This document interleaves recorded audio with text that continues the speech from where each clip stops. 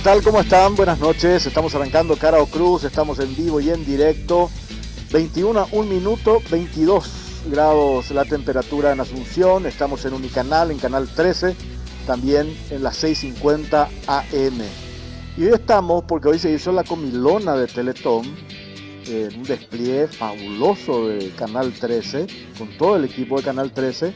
Y hoy nosotros estamos en el estudio 2, pues es un estudio un poco más pequeño y estamos protegidos como corresponde, porque el otro día me preguntaban, ¿por qué ustedes en Cara o Cruz no usan tapabocas o protector? Porque el estudio es gigantesco y estamos a una distancia importante. Sin embargo, acá, como este estudio es un poco más pequeño, tomamos las precauciones correspondientes. ¿Qué tal, Pipo? ¿Cómo estás? Bien, acá cubierto, preparado para cualquier cosa. Preocupado por las cifras, estábamos viendo recién ahí las cifras. Cada día son más alarmantes, cada día aumenta y el relax también aumenta en proporción. Parecería que tendría que ser al revés y la gente a medida que más muertos y más enfermos y más contagiados hay, más se relaja. A mí me sorprendió. Claudia, ¿cómo estás?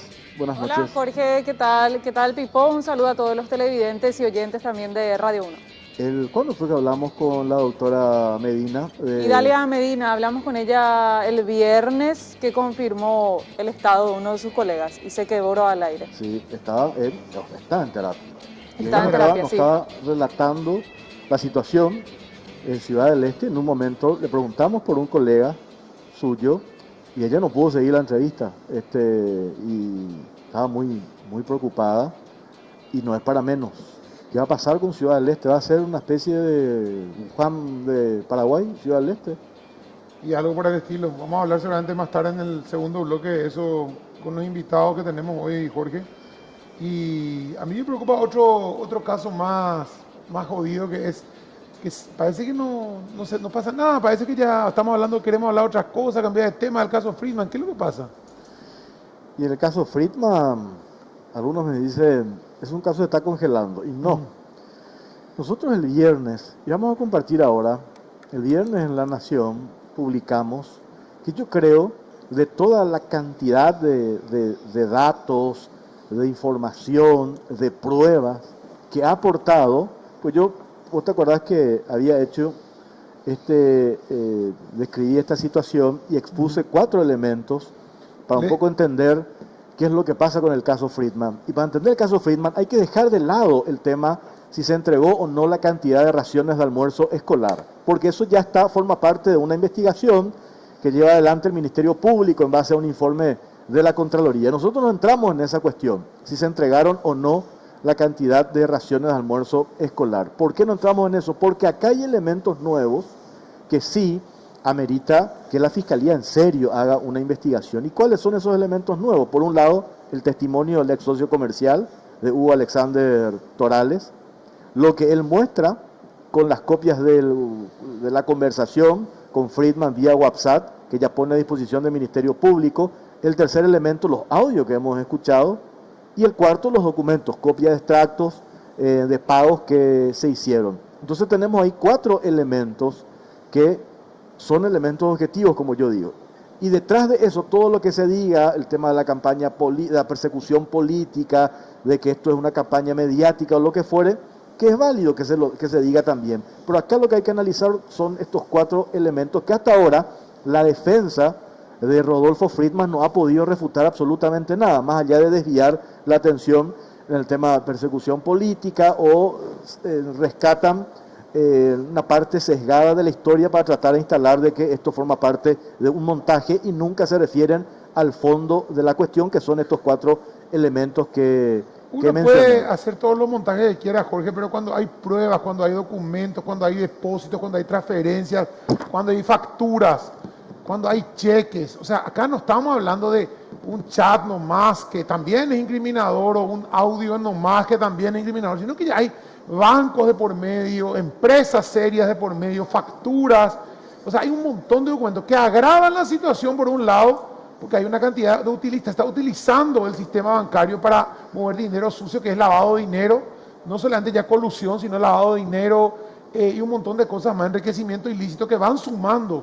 Se hablaba de una expectativa de pena de entre 10 y 15 años de cárcel, lo que es más complicado aún, porque en estos procesos generalmente que hacen los políticos, tratan de patear la cosa hacia adelante, ir llevando el caso, pero cuando hay una expectativa de pena muy alta, es muy más complicado hablar de medidas alternativas, de patear procesos, de penas pequeñas, cuando hay tanta documentación y realmente las declaraciones y la documentación presentada por Hugo Torales es abrumadora, Jorge, independientemente de la motivación, la posición política de cada uno, acá es realmente garganta profunda, digamos, todos los, como decir, todas las viudas del poder y todas las gargantas profundas tienen alguna motivación. Evidentemente no va a ser por patriotismo, ¿verdad? Pues me reclamaban el otro día, incluso un amigo, un colega, ¿verdad?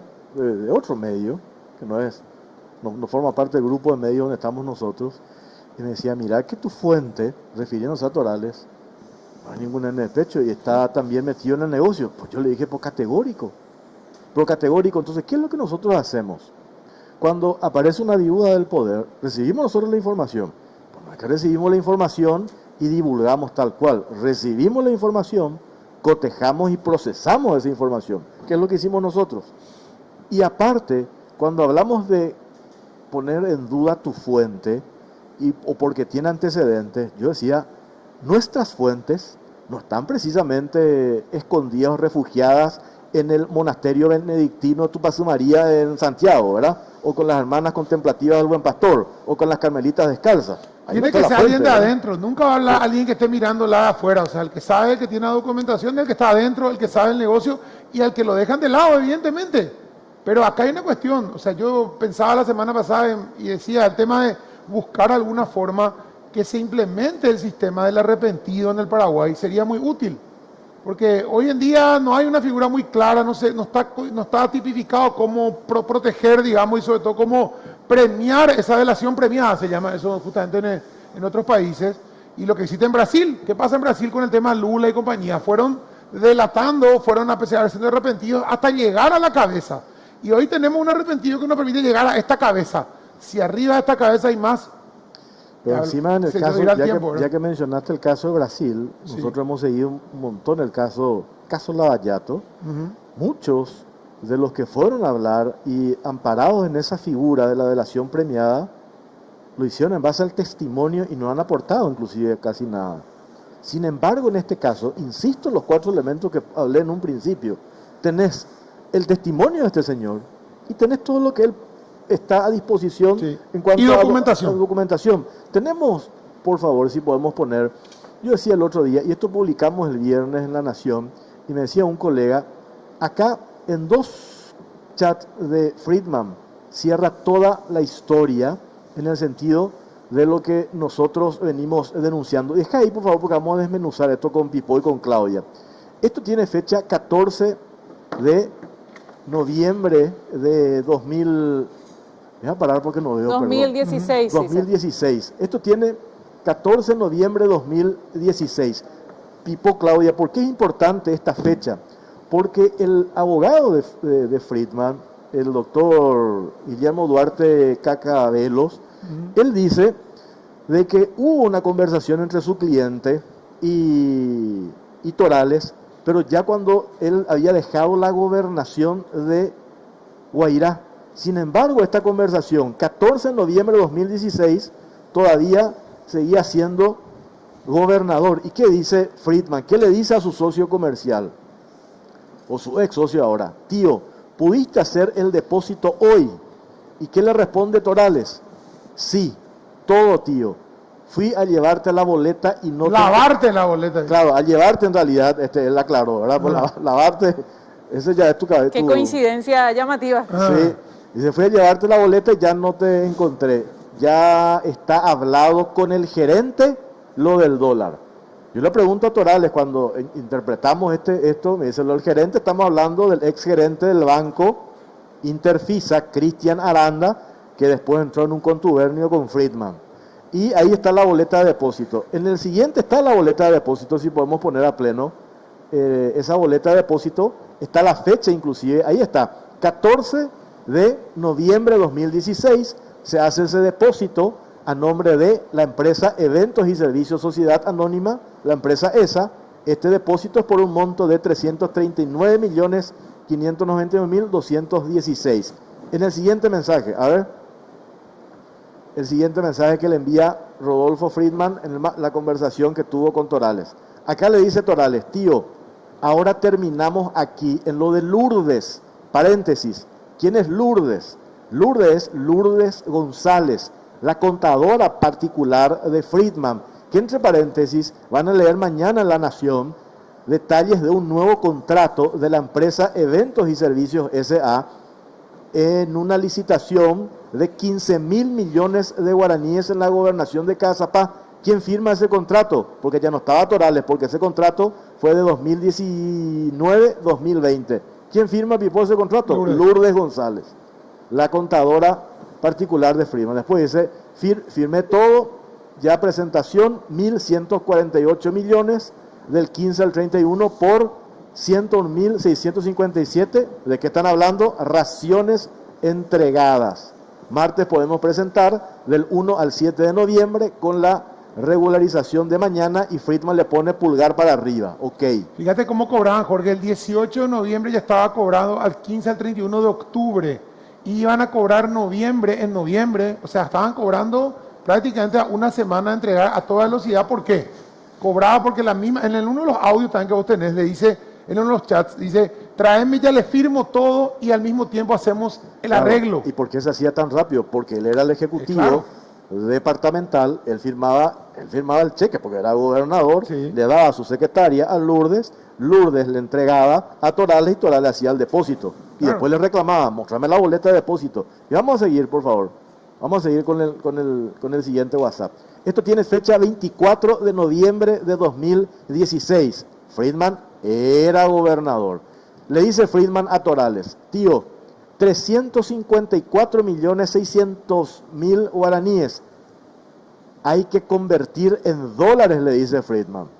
Con eso, y esto es clave, con eso ya se paga todo el capital mío. Los famosos 1.700 del depósito de hoy. Con esto se paga todo el capital mío. Y con esto cierra esto que relata, esto que cuenta Torales cuando dice, nosotros necesitábamos un inversionista que ponga plata para el capital operativo. Y ahí es donde dice Friedman puso 1.700 millones de guaraníes. Prácticamente en el primer contrato de 15.000 millones de guaraníes que Friedman le da a su propia empresa, siendo el gobernador, acá ya vemos que ella recupera el capital. Su plata y después sigue cobrando beneficio nomás ya, el 80% de todo lo que se gana. Utilidades, el 80% de las utilidades después él va cobrando. Espectacular, le dice Torales, te paso cuando confirme la operación. Dale. Por eso digo, este chat es clave porque confirma allí la conversión en dólares que va a parar a la cuenta de Friedman, porque hay dos cuentas a nombre de esa en Interfisa, una cuenta en guaraníes, otra cuenta en dólares. La de guaraníes para la cuestión administrativa, el funcionamiento de la empresa, y la de dólares, lo mío no se toca aunque caiga el mundo. Ya, y ahí te quiero comentar algo que estaba justo cuando se me cerró una cuestión acá, ¿verdad? Él habla de que ahí, 24 de noviembre de 2016, él recupera sus 1.700 millones. Su capital. ¿Ok? Si él fuera meramente un capitalista, que puede decir mañana el abogado, no, él meramente le prestó plata a este señor, pues esa parte de lado. ¿Por qué siguió cobrando después? Porque era el dueño real atrás de todo. O sea, independientemente de lo que quiera decir Torales, que tendrá su forma de defenderse, acá es claramente el dueño, por eso hablamos de testaferro, por eso hablamos de prestanombre, el dueño de la empresa es Friedman, por lo menos en todos los negocios que conciernen a Guairá. Obviamente después viene el problema que más adelante se explicará a Bóveda por qué viene la pelea. Eso que dijiste es clave porque también se quiso instalar que en un programa inicial hablamos del prestanombre y en el segundo programa él dice yo era el propietario. Pero obvio, él era el propietario, él aclara porque nadie se va a pegar un tiro al pie. Porque Friedman no podía aparecer. Porque Friedman no podía aparecer. Entonces, ¿eso qué es? Vos ponés la plata, eso presta nombre, ¿verdad? ¿Cómo se llama eso? Presta nombre. No podemos pretender que Torales se autoincrimine. Lo que hace Torales, ¿qué está haciendo en este momento? Acá tenemos una cuestión también hay que entender. Torales está buscando recuperar lo que le robaron a él, lo que él considera que es suyo. Y ataca a Friedman y le denuncia a Friedman. Independientemente estamos nosotros en el medio, que no somos ni pro Torales ni pro Friedman, que tenemos que hacer análisis de cuál es la historia, ¿verdad? Y al ver esta historia uno se da cuenta que realmente lo de Torales, sí, era su socio, pero un socio que se lleva el 80% de la utilidad, era un contrato leonino. Lo que pasa es que te permitía acceder a casi 50.000 millones de contratos. Lo que pasa es que ellos deciden, tanto Torales y el entonces diputado Noguera, que era el que plantea esto, ellos ya tenían, como dice Torales, el know-how de cómo iba a funcionar la empresa de eventos y servicios. Porque es lo que necesitaban. Necesitaban la plata para el capital operativo, para montar el local, para comprar los camiones, los insumos, etcétera, etcétera. Necesitaban plata inmediata. Y también alguien que desembolse constantemente, que era el propio gobernador. Claro, pero negocio. aparte que te da la plata como capital operativo y te asegura el contrato. ¿Por qué te asegura el contrato? Porque Y por eso yo digo ahí que nosotros y yo no quiero entrar, es una cuestión que tiene que hacer el Ministerio Público Legal, ya está investigando esto, porque Torales dice, nosotros entregamos toda la cantidad de raciones, y puede ser que hayan entregado, pero ese no es el punto. ¿Dónde está el punto central acá? Que cobraban 14.500 aníes el plato. Cuando una proveedora hoy de almuerzo escolar me dice, nosotros ahí en esa misma zona en Cazapá cobramos 8.000. O sea, el margen de ganancia es demasiado grande, que en uno de los audios, el primo, hermano de Rodolfo Friedman, de nombre Álvaro Alfaro, se sorprende. Le dice, tío, le dice a Ale, pues imagínate, dándole a Rodolfo su parte, igual nosotros salimos ganando, está sorprendido la utilidad del negocio, que era muy rentable. Claro, era muy rentable porque el margen era demasiado alto. Entonces, ¿dónde está el problema acá? No todas las instituciones, escuelas y colegios de Guairá accedían al almuerzo escolar. Si ellos dejaban de cobrar 14.500 guaraníes y cobraban el precio real, el costo, que en uno de los audios dice el costo de 3.500 a 4.000 guaraníes, cobraban 7.000, ponerle que cobraban 8.000, pudieron haber llegado a más niños en el departamento. Entonces, habla de que falta. Entonces, eso hay que decir, no que no hayan entregado las raciones, ¿verdad? Eso se está investigando, pero ellos dicen que sí, y yo creo que sí entregaron las raciones.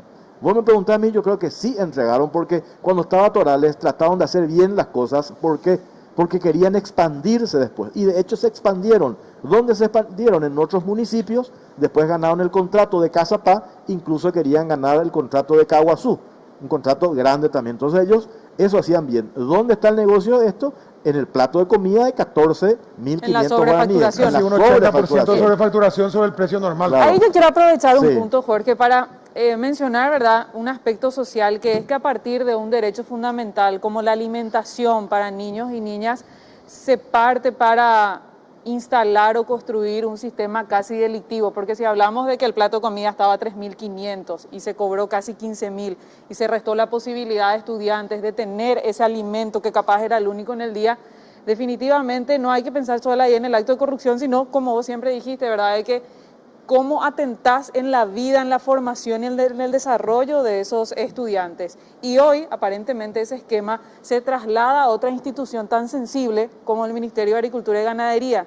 En los programas sociales que tienen que fomentar la agricultura familiar, hablamos hoy de que vamos a llegar a cerca de 700.000 desempleados aproximadamente, tenemos que contener la migración del campo a la ciudad, así que hay varios aspectos y no es menor definitivamente todo este caso. Sí. Seguimos, este es el siguiente mensaje, ¿verdad? Este es el siguiente, tiene fecha 5 de diciembre de 2016. Esta es otra boleta de depósito, le dice Torales, le dice a Friedman. ¿Atendés? Esto lo clave también. ¿Cuánto es la boleta? Acá la boleta es 539 millones, ¿verdad? Atendé. Le dice Torales, le envía esta copia del depósito que ya hizo. Atendé lo clave que es esto. Tío, miércoles confirma este depósito y convertimos para liquidar hasta el 30 de noviembre. ¿Y qué le dice Friedman? ¿Cuánto es lo mío ahí? Y él le responde, 141.360.000 guaraníes de lo que corresponde por ese depósito, ¿verdad? No de uno de los tantos depósitos. Por eso yo, en 3 mensajes, acá se configura toda la historia.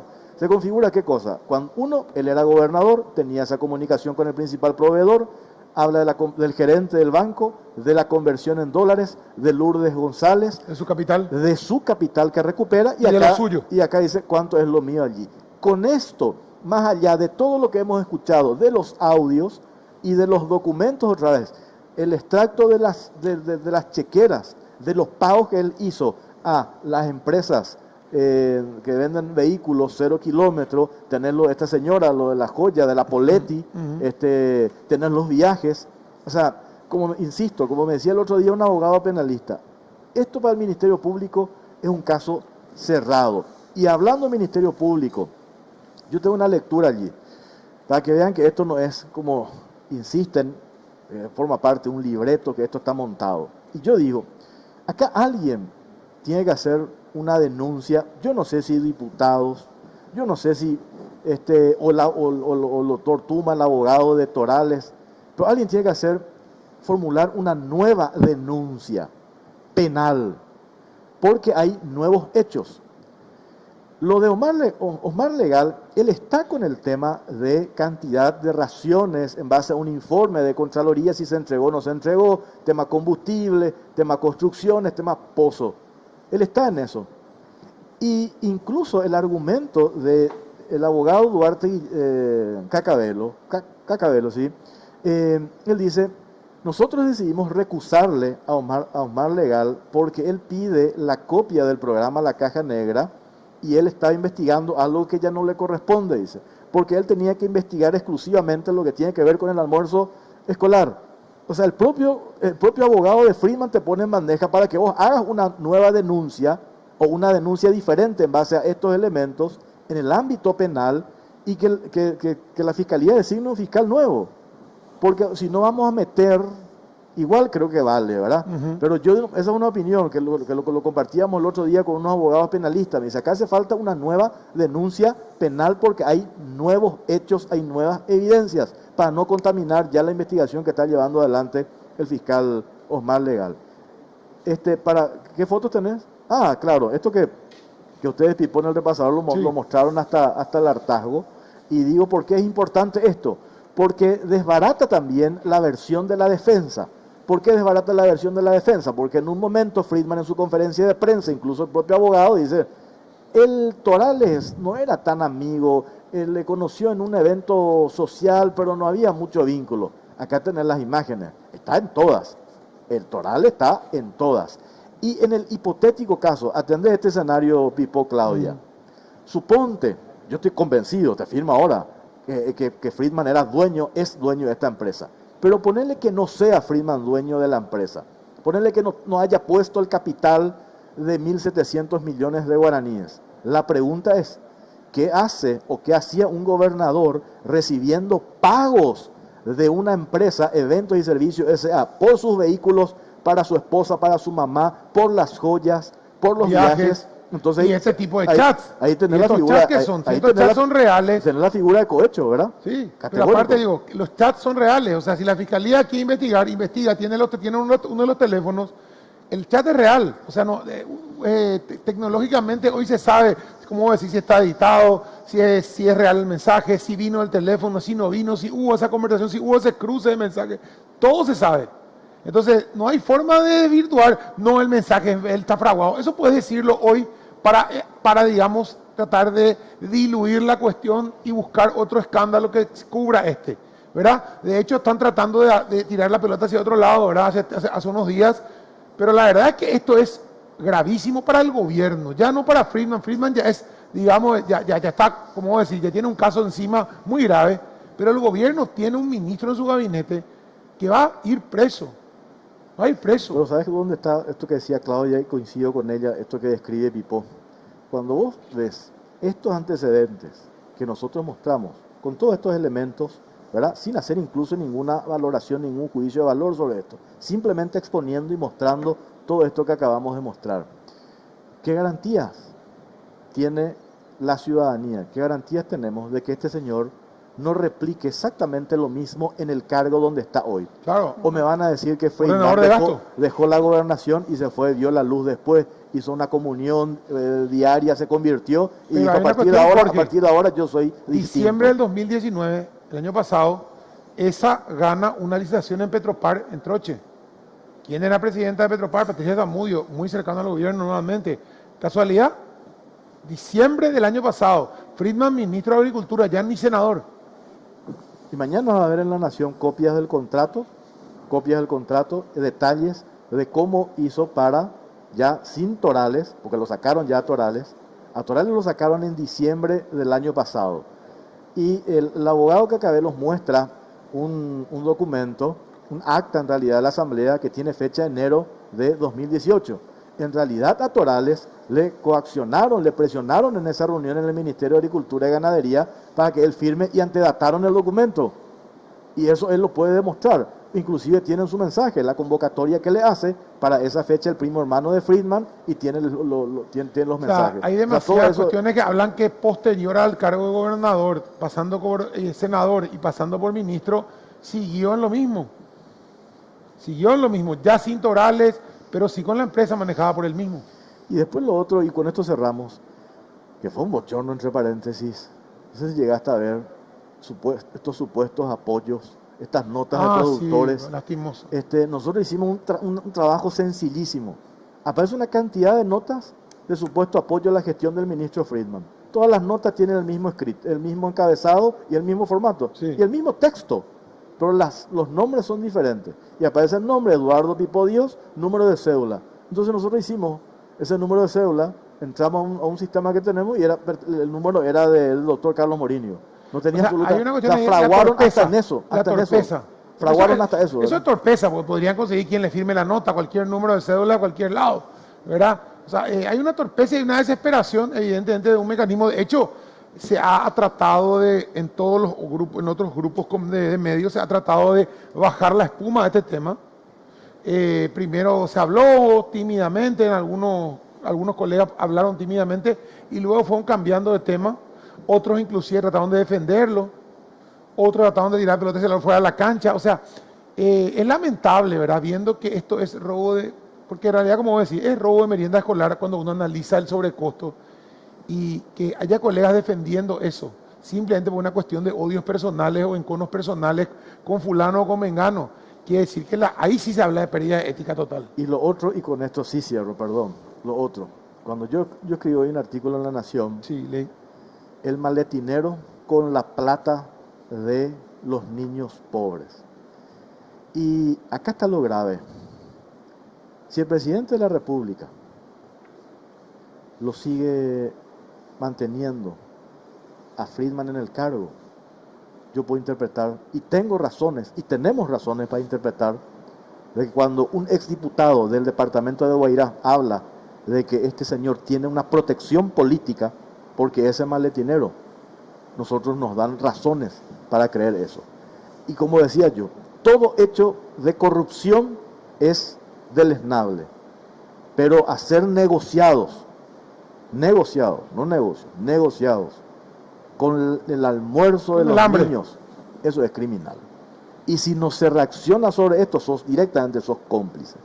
Sí. Entonces yo no creo, por eso decimos nosotros, porque tanto oficialistas como opositores sostienen en la necesidad de que este gobierno de Mario Abdo Benítez, para el 15 de agosto, ahora que falta días, tenga que dar un golpe de timón. Ese golpe de timón para que este gobierno vuelva a tener la confianza, o trabajar por lo menos, yo no sé si de la noche a la mañana eso se va a lograr, pero devolver la esperanza de confiar en este gobierno tiene que hacer esos cambios, varios cambios. Y uno de ellos tiene que ver con el Ministerio de Agricultura. Hace más de un año que la ciudadanía pide a gritos los cambios, el golpe de timón. Este gobierno va a llegar a 2 años y el desgaste que tiene parecería que tiene 35 años en el poder. Terrible es. Terrible realmente.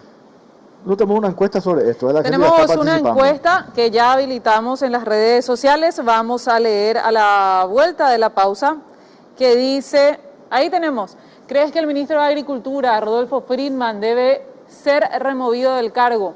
95% sí y solo 5% no. Y Facebook, 93% debe ser removido del cargo y solo 7% no. Perfecto, nosotros hacemos una pausa. A la vuelta, tema sanitario, que preocupa en serio. Estábamos hablando recién, antes de arrancar con el doctor Pipo, Carlos Morinio, nos mostraba unos datos terribles, el doctor Carlos Morinio y el doctor Lilio Irala, a la vuelta de la pausa sobre la situación sanitaria. Ya venimos.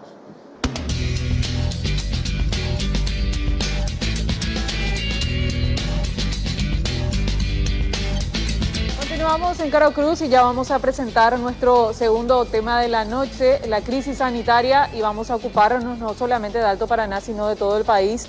Y vamos a mencionar también lo que informó el Ministerio de Salud en la fecha son 3 personas que fallecieron, se suman a la cantidad total de fallecidos ya por COVID-19, llegando a 75 en total. Lo decía fuera de aire recién el doctor Lilio Irala, estamos entrando en una etapa crítica en el país con respecto a la enfermedad. Podemos hacer un repaso, ahí vemos, son 1.115 muestras, 212 dieron positivo, 82 por contacto, 13 del exterior, 117 sin nexo y 3 personas fallecidas, 32 están en terapia intensiva, va sumando también la cantidad de personas que requieren cuidados intensivos. Pero nosotros tenemos un material que ilustra esta realidad.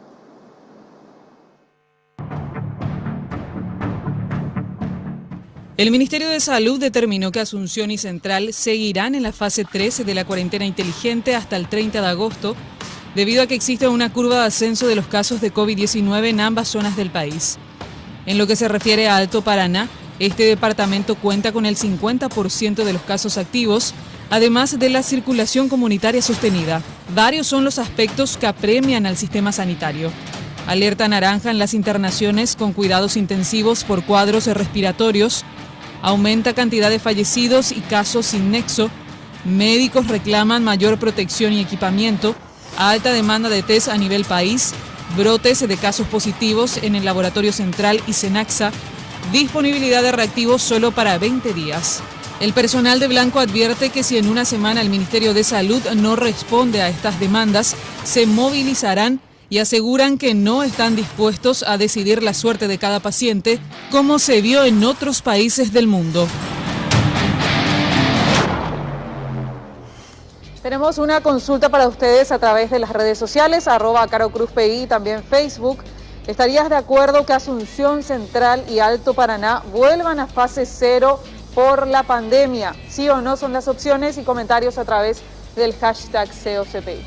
Bueno, muchas gracias, Claudia. Espero que la gente comercial no se enoje conmigo y le agradezco a mi amigo Walter de Hosticenter por esto. Feliz, ¿vos qué te manda? A vos te va a mandar Estamos uno también a Claudia. necesitando Todos esperan también, acá. por favor. Todos esperan acá, dice, este protector que según el doctor Carlos Morini es más seguro, ¿verdad, doctor? ¿Cómo te va? Buenas noches. Muy buenas noches a usted, a la teleaudiencia, al compañero Lilio.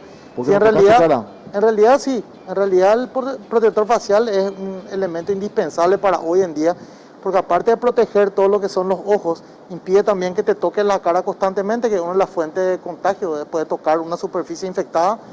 Y la conjunción del tapabocas con el protector facial es 100% seguro. Eso es lo ideal, ¿verdad? Es lo ideal. Bueno, doctor, esto la semana pasada, en realidad 24 ya, solo en agosto, ¿verdad? Fallecido. 24 Sí. el número, esto estaba previsto, era agosto, el pico, teníamos que llegar, es para desesperarnos, no es para infundir miedo, como dicen algunos, pero una cosa es no infundir miedo y otra cosa es ser responsable en contarle a la gente cuál es la realidad. Totalmente, de acuerdo contigo. Aquí no hay que infundir miedo, sino contar la realidad para que la gente tome sus medidas correspondientes.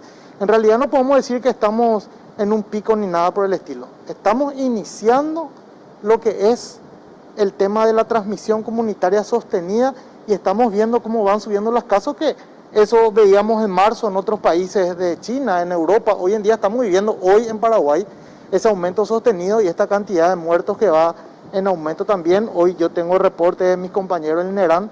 Hoy fallecieron 3 pacientes en el INERAM. Y eso va a ir en aumento porque esto se venía a venir y es lo que debería haber pasado, ¿verdad? Nosotros tenemos que estar preparados para eso, ¿verdad? Doctor, dijiste ahí, hoy fallecieron 3. Hoy tengo el reporte que 3 pacientes han fallecido en el INERAM. Por eso tiene que, son los 3. Son de este recuento, ¿verdad, el oficial? O Según las seccionales. edades que yo tengo, no son. Probablemente mañana van a salir. Son más. O sea, mañana van a contar lo de hoy. Así mismo. Ah, Acá o sea, tengo los fallecidos, de hoy son 3. 2 de INERAM, los de Ah. hoy, y 1 de Ciudad del Este, IPS de Ciudad del Este. Yo tengo pacientes de 60, 59 y 61 años que han fallecido hoy en el INERAM, atendé. que no corresponden Diferente. con las edades. Mira, este es un dato muy interesante que está dando el doctor Carlos Morini. Le acaban de pasar hoy, aparte de estos 3, Sí. del informe oficial del Ministerio de Salud, hubo otros 3 fallecidos solamente en el INERAM. Así mismo. ¿Se puede decir las edades? ¿Se tiene Sí, ese dato? 60, 62 y 57 años. 60, 62, Y 57 años. todos con una enfermedad de base. Todo con enfermedad de base, hipertensión, diabetes y un paciente tuberculosis secuelar con EPOC. En terapia intensiva estaban, ¿verdad? Están en la urgencia del INERAM. Urgencia. Uno espera, esto que dice el doctor, que mañana, o se supone que mañana el Ministerio de Salud nos va a contar este dato que acaba de anunciar ahora el doctor Morinio. ¿Se da eso? ¿O estamos hablando de un subregistro y no nos cuentan toda la historia para no desesperarnos, doctor? Y se tiene que dar. Mañana veremos cómo sale. En realidad, eso estamos hablando con Lilia hace un rato del tema del subregistro, ¿verdad? Existen pacientes que han fallecido y no son contados como COVID porque estamos en espera de los resultados que están tardando inclusive 8 a 10 días, ¿verdad? Entonces, eso se van sumando, por eso es que van apareciendo los casos de repente 3 y no son de hoy que murieron, sino que fallecieron la semana pasada o fallecieron los días anteriores, porque recién se tienen los resultados de los test en 5 o 6 días. El tema de los sin nexo, hoy ya no se puede hablar de con nexo sin nexo porque la gente tiene, yo decía hoy, la gente tiene tantas actividades ya con el tema del relajamiento que hay con la fase 3, fase 2, fase 4 donde esté, ¿verdad? Que de repente una persona que sale a la mañana está en 6 lugares en un día, tiene contacto con 6 grupos diferentes. Entonces, ¿qué nexo podemos hablar, verdad? O sea, hoy ya no se puede hacer esa trazabilidad que se hacía hace 4 meses, 5 meses. Mira, ¿cuántos sin nexo? ¿Cuántos con nexo?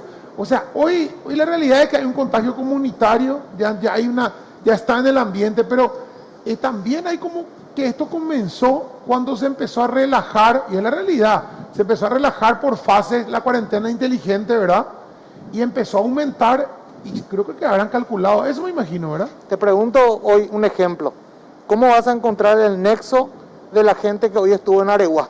En Areguá hubo más de 2.000 personas recorriendo y estando en fiestas y que probablemente vamos a tener una cantidad X de Areguá. ¿Y cómo vas a buscar el nexo de esa persona? Todas van a ser sin nexos. ¿O vas a buscar el contacto de esa cantidad de personas? No, y además 2 por 10, 2.000 por 10 o por 20. O sea, en realidad acá lo que tenemos que entender es que ¿cómo nos estamos quedando sin pruebas, evidentemente sin kits para test? ¿Por qué pasa eso, doctor Lillo? El tema no se compró otra vez, no hay en el mundo. ¿Cuál es la verdad de la cuestión acá? La verdad la cuestión es que todo tipo de explosiones pandémicas y brotes epidémicos deben preocuparnos y deben asustarnos. ¿Por qué? Porque de hecho luego vivimos nosotros en una crisis permanente y de precariedad permanente. Entonces no es infundir miedo, sino vivir una crudísima realidad. No contamos con la suficiente infraestructura para cuestiones básicas. Hasta hoy, el segundo departamento probablemente más importante en cuanto a cantidad de población y probablemente uno de los primeros, si no el primero, en cuanto a economía, peso económico como lo es Alto Paraná, no tiene un laboratorio en donde pueda realizar sus propios estudios virológicos, en este caso, ¿verdad? Y probablemente de aquí a 2 semanas recién, o probablemente incluso un poco más de tiempo recién van a tener un laboratorio. Entonces, en el medio de esta precariedad extrema y de la crisis permanente en la que nosotros nos desenvolvemos, de hecho, esto debe ser mucho más que preocupante, mucho más que desesperante. Y ustedes fueron testigos cuando hablaron con la colega de Ciudad del Este de la presión que tiene que soportar y que se expresa en sus reacciones cuando es difícil sostenerse emocionalmente, hasta emocionalmente ya, viviendo una pequeña muestra de lo que puede ocurrir y de lo que probablemente va a ocurrir. Porque en una enfermedad infectocontagiosa no se puede hablar de sin nexo. En realidad es sin nexo identificable. El nexo sí o sí tiene que existir. Alguien te contagió. Alguien te compartió contigo su bichito y vos la tomaste. Entonces, realmente con 7.000 positivos que conllevan, confirmados, que conlleva el 0,1% de lo que suponemos somos los paraguayos, y ya estamos en estas condiciones, y gente desesperada en, en el segundo departamento más poblado del país y tirándonos ya prácticamente cadáveres, porque estábamos hablando con el colega de que mandan casos gravísimos admitidos por directores de hospitales como el Hospital Nacional, que mandan en muy malas condiciones, incluso fallecen al llegar. Entonces, si ya estamos en esas condiciones, imagínense lo que va a ser con un 1% de infectados en el país, con 0,1% de positivos. Si somos 7 millones, yo dudo mucho de que los paraguayos seamos 7 millones, porque ni un maldito censo serio no podemos hacer. Si recordará la población, la gente recordará que el último intento de censo fue un fiasco, un robo asqueroso también, ¿verdad? Que terminó desapareciendo la plata y nadie sabe ni siquiera cuántos somos en realidad. Entonces, una ciudad, un departamento tan importante como Ciudad del Este, que tiene 1 millón de habitantes aproximadamente y tiene solamente 34 camas para adultos en terapia intensiva, de los cuales solamente funcionan más o menos 30 o 32, salvando la situación, y solamente 15 terapistas en todo el departamento, no vamos a ganar y no vamos a pretender ganar, y tenemos que ser absolutamente serios, responsables y realistas en decir que nosotros no estamos preparados para ganar ninguna batalla a nivel hospitalario. No vamos a ganar esta batalla a nivel hospitalario. Y que la gente sepa que, aunque sea por egoísmo, por cuidarse a sí mismo y a su gente más próxima, a su familiar próximo, nuestros políticos, nuestros gerentes, que aparte de que demuestran una total inutilidad teniendo dinero, no pueden gerenciar.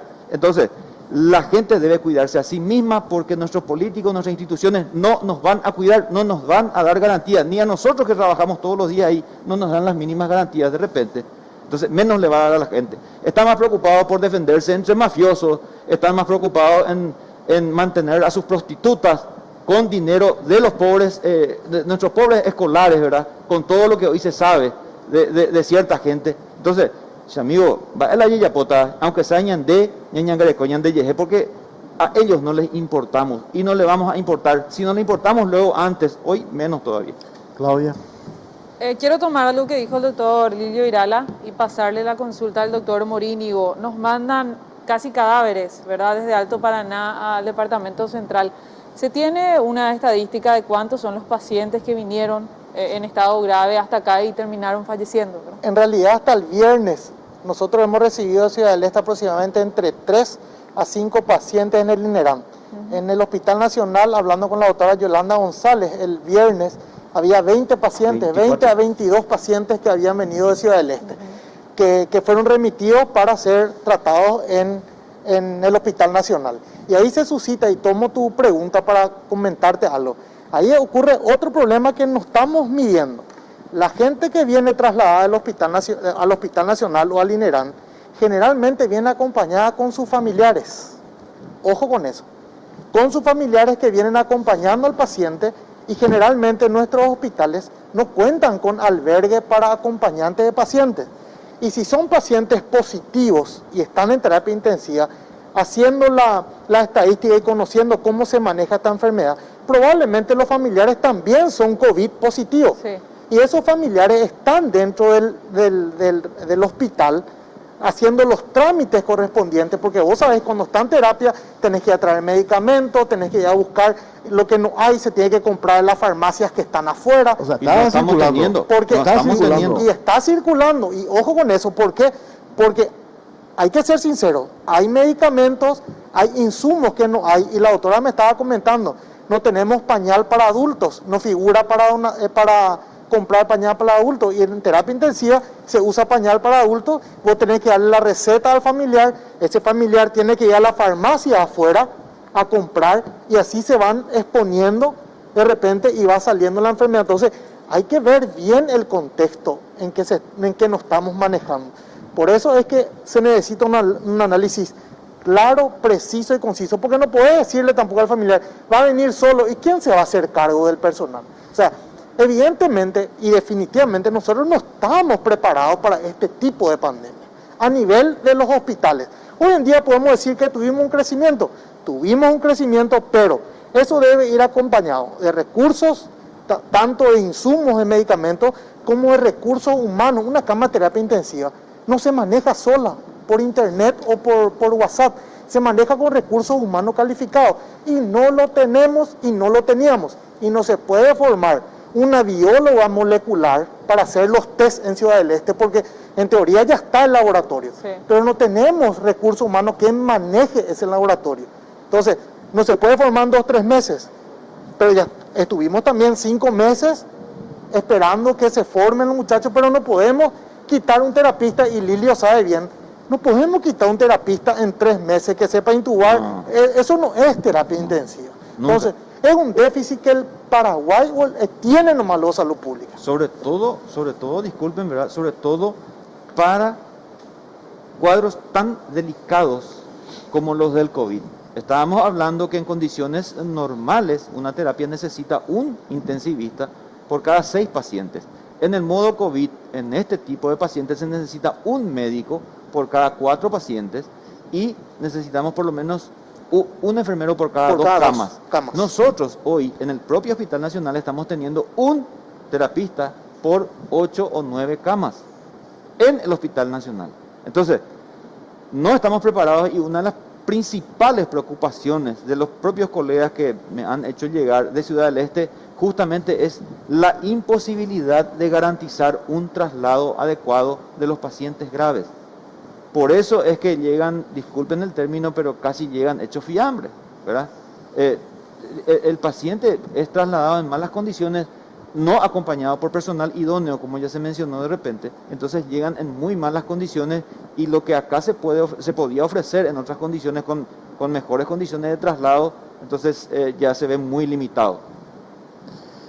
Qué bárbaro Qué bárbaro, este en serio. escenario, ¿verdad? Yo me Sobre quedo todo mudo. queda me quedo claro el mudo. mensaje que dijeron los dos, ¿verdad? El tema, dejemos de preocupar, o sea, no dejemos de preocuparnos, dejemos de querer hacer lo que queremos hacer y como excusa ponemos, este gobierno no hizo nada, este gobierno nos puso cama, entonces nosotros reclamamos, porque así como el gobierno no le importa, como vos puedes decir, le importa 3 huevos a lo mejor que vos te enfermes y no hay forma de curarte, el único que se puede cuidar sos vos, el único que puede evitar contagiarse sos vos, y si te contagias y si te enfermas, cagaste. O sea, esa es la realidad. Entonces, vamos a ser realistas, volvamos a estar, porque si uno tiene mañana COVID positivo y está mal y tiene que internarse y no hay cama, ¿qué va a decirle al COVID? No, el gobierno tiene la culpa. No, vamos a matarle al gobierno, entonces no te vas a morir vos. Ahí Es una estupidez, ¿verdad? ahí estamos hablando, Pipo, de la Totalmente. responsabilidad personal de cada uno en cómo cuidarse a uno mismo, a su familia y al entorno que le rodea. Porque nosotros estamos en un problema económico enorme. Hoy me fui a hacer una compra en un local y le dije al dueño, porque había gente, yo me fui con mi tapabocas, formé fila, hubo gente que estaba sin tapabocas, le dije, mira hermano, exigí y poné un cartel grande que no vas a vender si es que nos vienen con tapabocas. Pero tenemos que ser responsables todos, porque así como dijo Lilio, en el hospital no le vamos a ganar la batalla al COVID. Ni aunque haya 2.000 camas. Ni aunque haya 3.000 camas, Pipo. Ni aunque consigamos 5.000 terapistas tampoco, Sí. porque se sabe que la mortalidad en terapia Es es alta. elevadísima. Las conductas temerarias, como las que mencionaste hoy con respecto a lo que ocurrió en Areguá, por ejemplo, estas son conductas no solamente irresponsables e inconscientes, deberían ser consideradas como conductas temerarias. Favorecen los contagios masivos y los contagios masivos se sabe que Tienen consecuencias graves. que tienen consecuencias, que pueden tener consecuencias Claro. gravísimas para nosotros. Tengo que hacer una pausa cortita a la vuelta. Seguimos hablando con los doctores sobre este tema que nos preocupa a todos, que tiene que ver con esta crisis sanitaria. Pero antes, Claudia, vos también habló con Pipo. ¿Qué hora es, Claudia? Para mí ya es la hora de comer algo rico. ¿Qué decís para comer? Sí. ¿Trajo JT algo? Totalmente, siempre trae. ¿Y cómo entran unas empanaditas con pancito calentitas, por ejemplo? Pero te cuento que el secreto es combinar cualquier antojo con el delicioso sabor a fruta de una Pool. Ideal para acompañar tus comidas, disfruta el sabor de lo nuestro, Pool naturalmente nuestra. Mientras te espero la empanada de JT y a tomar la puya. Muy bien. Va a tomar 6 pool.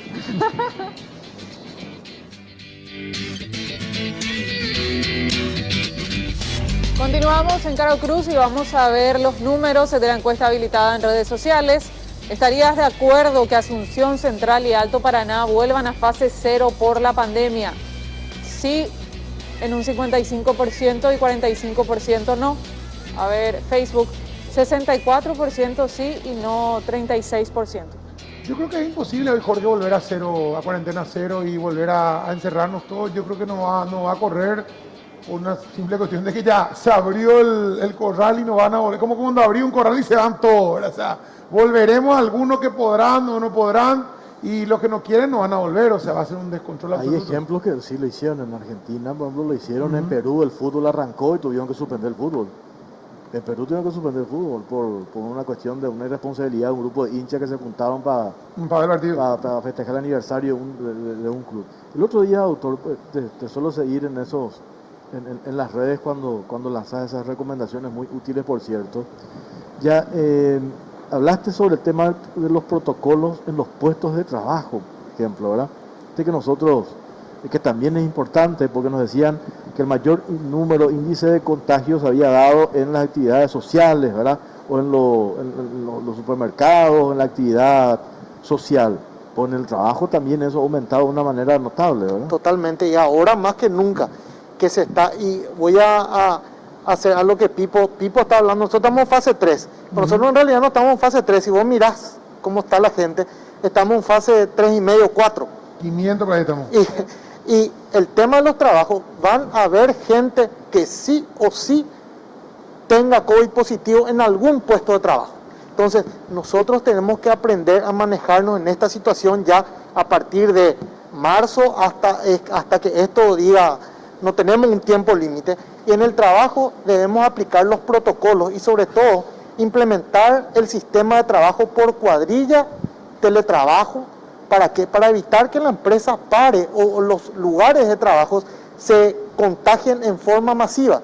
Y para eso existen protocolos que deben llevar a cabo el Departamento de Talento Humano, identificar los contactos, tratar de ver y sobre todo dotar, así como cuando uno entra acá, se lava las manos, utilizamos barbijo cada uno de nosotros. Si acá, por ejemplo, el que más puede estar contagiado hoy en día soy yo o el doctor Lilio, ustedes no, porque nosotros estamos en los hospitales, pero nosotros estamos manteniendo una distancia correcta y no hablamos con ustedes en forma directa a menos de 2 metros y ustedes están con tapabocas. Entonces si uno de nosotros sale... Y ahí estamos el tema, o sea, uno puede, estando en tu posición, Sí. neumólogo, Sí, en tu posición, doctor, puede, vos decís, cuidando hasta el de tu último detalle, evitar contagiarte. totalmente. Yo te puedo, tráeme, te firmo, si vos usás tapabocas, te lavas las manos, utilizar alcohol en gel, utilizar protector facial, de repente mantener la distancia de 2 metros, no te vas a contagiar. Es imposible que te contagies. No es así en el ambiente hospitalario, que es otra situación. En el ambiente hospitalario sí, porque hay una carga viral elevada en el ambiente por la cantidad de pacientes que hay, pero en la comunidad, en los trabajos todavía no. Entonces sí podemos evitar contagiarnos si cumplimos esas medidas básicas que todo el tiempo sale recomendado del Ministerio de Salud. El tema del plasma, hay un comunicado recién le pasé a la gente de producción del Colegio Médico Quirúrgico Paraguayo pidiendo que la gente que tuvo COVID y se curó done plasma porque es importante. Y realmente un solo donante vi que hubo, que fue un médico ayer o anteayer, pero ese un solo donante no sirve para mucha gente, el plasma que él dona. O sea, sería importante que cuántos recuperados figuran ahí, como 3.000, 4.000 Sí. recuperados, empiecen a pedírsele compulsivamente que donen, ¿verdad? En realidad tenemos 5.000 prácticamente recuperados, 4.000 y pico recuperados, que se debería hacer un banco de donantes con los nombres de los pacientes, y eso se utilizan. Miren que el plasma, cuando se hace el plasma convaleciente, debe cumplir ciertos requisitos, no todos tampoco están para ser donantes. ¿Por qué? Porque se debe ver si el plasma tiene la cantidad de anticuerpos correctos. Hay gente que no desarrolla inmunidad, hay gente que desarrolla inmunidad, entonces eso se tiene que analizar nuevamente. Y el plasma se utiliza en las fases iniciales del COVID-19, o sea, esos pacientes, y si yo hacemos el cálculo, hoy en día en Paraguay tenemos 2.000 pacientes activos de coronavirus, hoy. El 84 pacientes están internados, quiere decir que el 4.2% nomás son los que requieren internación de los 2.000. Si a esos pacientes que requieren internación, que requieren oxígeno, le hacemos plasma en los primeros días, vamos a tener una recuperación más rápida. Eso demuestran los estudios internacionales. Pero para eso necesitamos que la gente se acerque a donar, ver si son si son útiles la cantidad de anticuerpos que tiene e implementar. Para eso tenemos que tener un banco. Y así vamos a ir. Y eso puede ser a través de los bancos de sangre que existen, ¿no? Es un... De hecho, el Ministerio de Salud ya está trabajando con el programa de sangre que tiene el Ministerio de Salud con la Universidad Nacional, está trabajando justamente en la captación de esto y en el estudio científico para este tipo de tratamiento. Hay ciertas situaciones en las que deberíamos ser un poco más enérgicos, ¿verdad? Y reactivos, y sobre todo demostrar un poco mayor compromiso. Hay protocolos que se están trabajando, yo sé de colegas que hace más de un mes presentaron estos protocolos para trabajar con el... Si nosotros estamos hablando de que hay ya más de 4.000 recuperados, pudiésemos estar utilizando a full ya el plasma de estos recuperados. Se habla de recuperados, quiere decir que positivizaron, reaccionaron y respondieron correctamente. ¿Y qué pasó de esos 4.000? No pudimos reclutar, aunque sea 100 de esos que nos den plasma. O sea, y se habló de estos colegas que presentaron este protocolo para trabajar, para hacer un trabajo de investigación, no solamente investigación, sino también aplicar tratamiento por cuestiones burocráticas. Hasta hoy no tienen respuesta firme de las autoridades para que se aplique el protocolo. O sea, no hay una predisposición, hay una indolencia, hay una indiferencia y una reactividad también de nuestros gerentes para ser más enérgicos en ciertas situaciones que ya se demostraron que funcionan. ¿Por qué no estamos aplicando? O sea, estas son cuestiones que deberíamos preguntarnos y plantearnos sistemáticamente, sobre todo cuando somos un país con pobrísimas condiciones como para poder dar respuesta a situaciones inclusive con las que ya vivimos. Hace poco, yo le suelo repetir, con el dengue, hace cuántos años que estamos peleando y hace poco nuestros hospitales estaban abarrotados. Imagínense una enfermedad nueva como esta. Entonces, hay situaciones en las que deberíamos ser mucho más enérgicos, mucho más contundentes y reactivos, ¿verdad? Y no estamos viendo porque, amigos, no podemos usar ni siquiera la plata que tenemos. Hay veces que ñande begüe, y cuando le tenés que preguntar a Yucio cuándo usar tu plata, ya tenés en cuenta, ya tenés que saber. Yo digo, acá ya no hay tiempo para cambiar al piloto. Hay que reparar el avión en vuelo, ¿verdad? Así mismo. No tenemos, pues vamos a empezar a cambiar. Vamos a empantanarnos más. Bueno, con lo que tenemos nosotros tenemos que ir. Al final, en marzo, a partir del 11 de marzo, cuando nos llegaron a la cuarentena absoluta, en realidad la gente hizo su parte, ¿verdad? Y tenemos que insistir nomás otra vez con nuestra responsabilidad, ¿verdad? Sin, como dice Pipo, sin delegar a nadie y sin pedirle explicaciones a nadie. Son dos días diferentes, apuntemos por un lado, pero cuidémonos por el otro. Lastimosamente, se acaba esto y después vamos a pasar factura. Claro. No de joder. Se acaba esto y después vamos a pasar factura, ya sea en el 2023, en las urnas, donde fuese, ¿verdad? Pero ahora tenemos que estar concentrados en estas cuestiones y dar la sensación, acá me pasan ahora, no sé si hay tiempo, una fotografía anoche en San Bernardino, en una casa, una farra, 80 personas. Llamaron a la patrullera, se fueron, nadie estaba protegido, nadie estaba con tapabocas, había un DJ con luces, como si nada. Entonces, acá hay una responsabilidad, y insisto con eso que dice Pipo, yo no puedo decir, el gobierno luego no hizo su parte, entonces yo menos. Entonces ahí nos vamos a armar. Claro, porque acá son dos vías, dos caminos. Cuidado con Asunción y Central. Asunción y Central son 2.800.000 personas que estamos acá. Ciudad del Este son mucho menos que nosotros, Alto Paraná. Ojo con eso. Si Asunción y Central empiezan a macanear como están haciendo ahora, y de Asunción se van a San Bernardino, porque yo sé, gente de Asunción se va a San Bernardino, van a ir a enfermarle a gente de San Bernardino que tiene un puesto de salud que no tiene nada.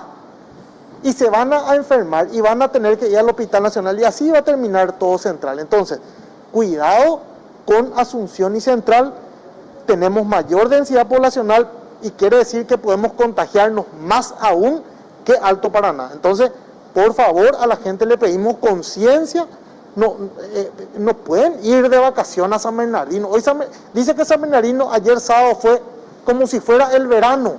Y esto no puede ser. ¿Dónde están las autoridades? Los controles que tanto... Pero ¿dónde está la Tanto conciencia de la que gente tanto también, se Carlos? O sea, anuncia. somos gente grande todos. O sea, necesitamos siempre que papá nos esté llevando, que el policía nos esté garroteando. Cuando el policía te garrotea, te enoja. Cuando la fiscalía te imputa, te enoja. Cuando no te imputa, te enoja. O sea, a la larga, vos decís, bueno, voy a mandar. Ahí no tiene cuánto. Puede mandar 200 policías, más un quilombo. ¿Y sabes cómo va a saltar toda la gente? Claro, el gobierno nos reprime, pero tal cosa, pero tal otra, pero no hay cama. Y es la misma discusión estúpida. Si vos no te cuidas, no podemos tener gente grande, gente adulta, que se comporta como niños y necesitan un papá que le esté con el cinto atrás. Pero sí, pero si están las autoridades para hacer cumplir, tienen que hacerle cumplir, aunque les vayan a llorar al Papa también si quieren. Claro. Pero si es que las autoridades están ausentes, ¿por qué no bloquean y ven por qué se van? Ahí la caminera está en la entrada de San Bernardino. No, tipo, claro.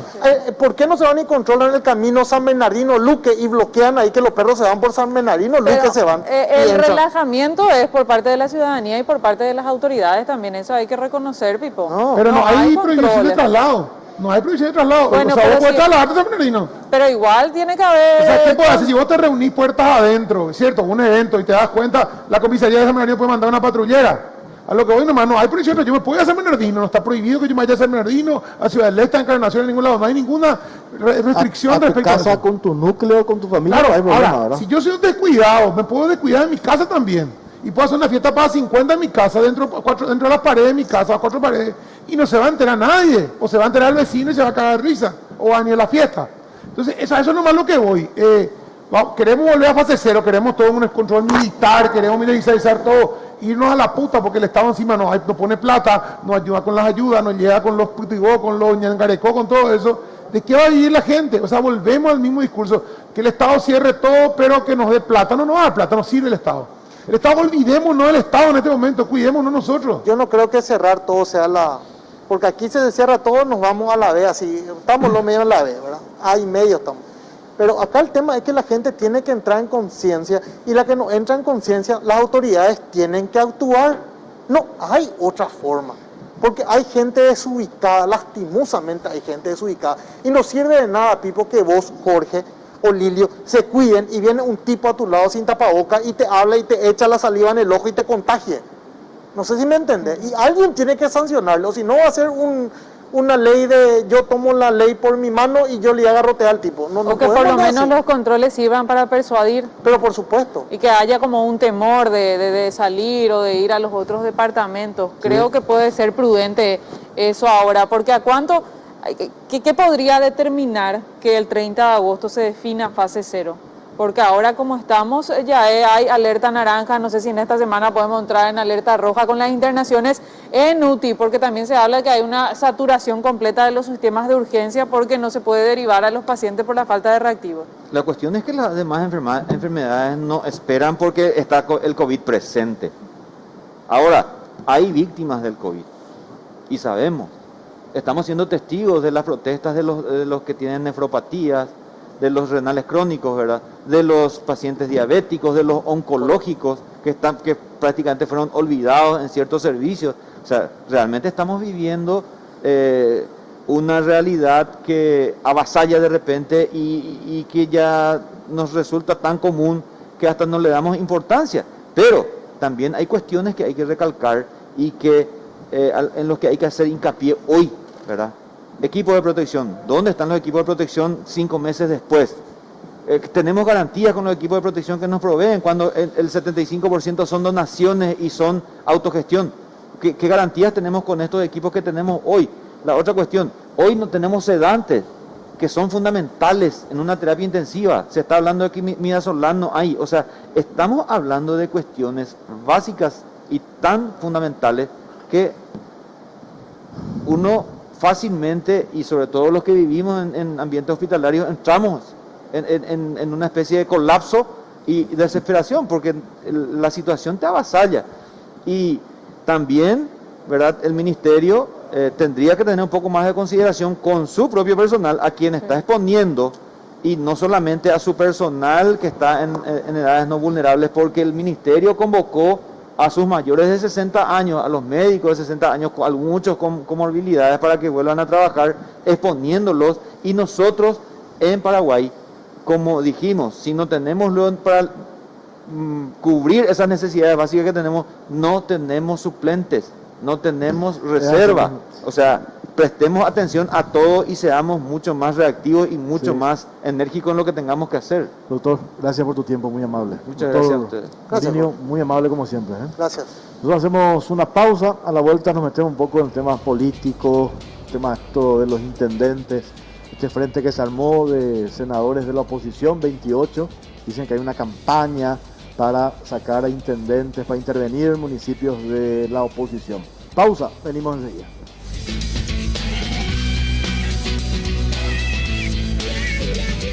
Seguimos en Caro Cruz y vamos a cerrar la encuesta que habilitamos en redes sociales sobre la crisis sanitaria. ¿Estarías de acuerdo que Asunción, Central y Alto Paraná vuelvan a fase 0 de la pandemia?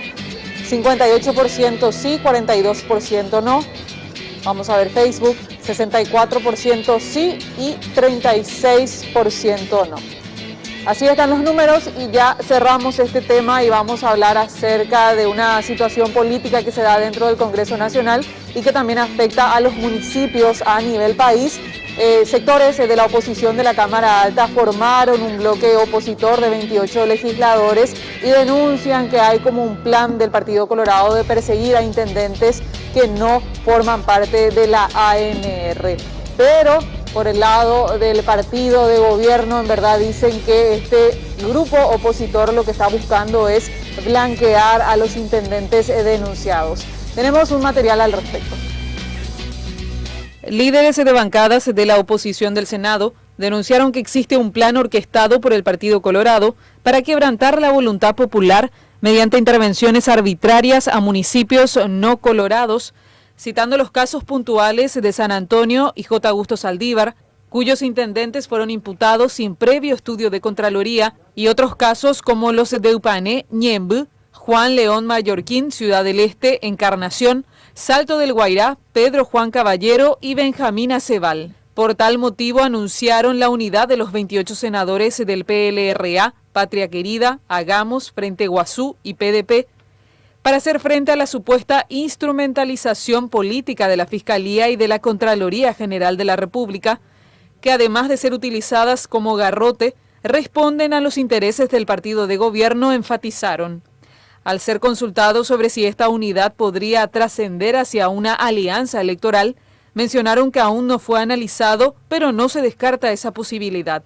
Por el contrario, el presidente de diputados, Pedro Aliana, y titular de la ANR, calificó como pacto de impunidad el bloque anticolorado en la Cámara Alta, pues de esta manera se buscará salvar a intendentes denunciados por corrupción en plena pandemia, y reiteró que el operativo Cicatriz no apunta a ningún pacto para la impunidad, sino que pretende dar gobernabilidad a Mario Abdo Benítez.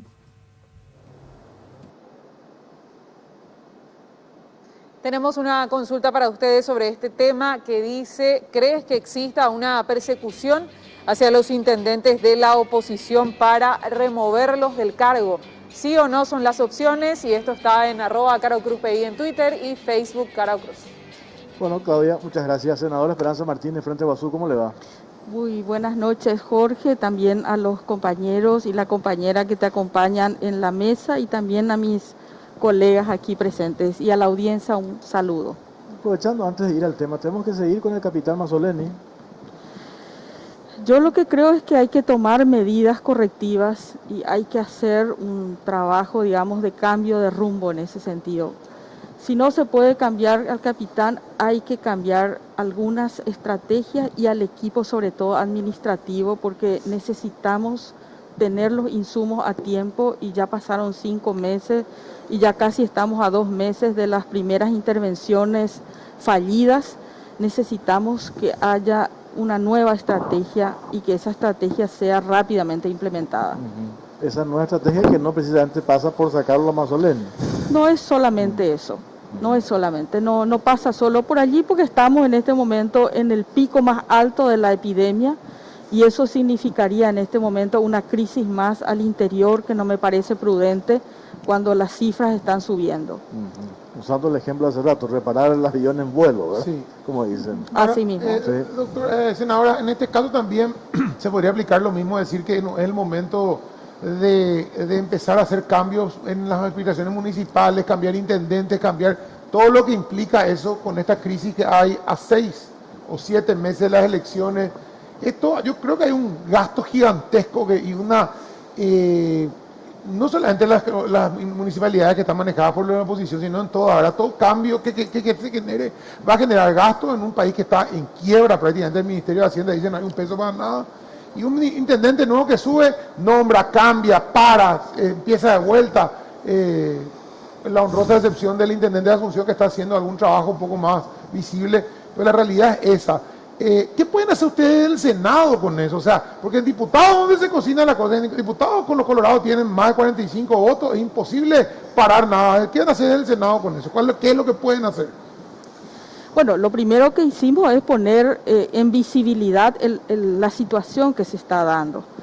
El tema de las intervenciones que comenzaron a darse de manera escalada, apenas pasaron los tiempos de cuarentenas, y que se hacen sobre todo, no estamos en desacuerdo que se investigue, no estamos en acuerdo a que haya ningún tipo de impunidad, pero llamativamente se inician estos procesos con la idea, por supuesto, de que hayan varias intervenciones sucesivas, mayoritariamente de gobiernos que no son del Partido Colorado, y donde la característica es hacer procedimientos que no son los establecidos por la ley.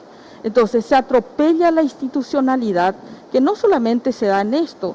O sea, el tema del atropello a la institucionalidad y de un poder judicial y de una fiscalía que nadie en el Paraguay confía y que es responsable de la impunidad de toda la corrupción, entonces nadie puede confiar de que haya una buena intencionalidad de colocar esta serie de intervenciones para que tienen un proceso, cuando termine vamos a estar a pocos meses de las próximas elecciones y que vamos a hacer otras unas elecciones previas para poder hacer estos cambios, porque exige la ley hacer nuevas elecciones. Entonces, nosotros creemos que hay que parar el tema del atropello a la institucionalidad. En este país, no solamente comenzamos con el golpe de Fernando Lugo, con un golpe parlamentario que duró 16 horas y de las cuales se durmió a la noche los que pudieron dormir, pero se prepararon en pocas horas. Después viene una serie de situaciones en donde hay un atropello a los procedimientos. La fiscalía en este país mira cuando quiere, donde quiere y a quien quiere. No hay confiabilidad en los procesos.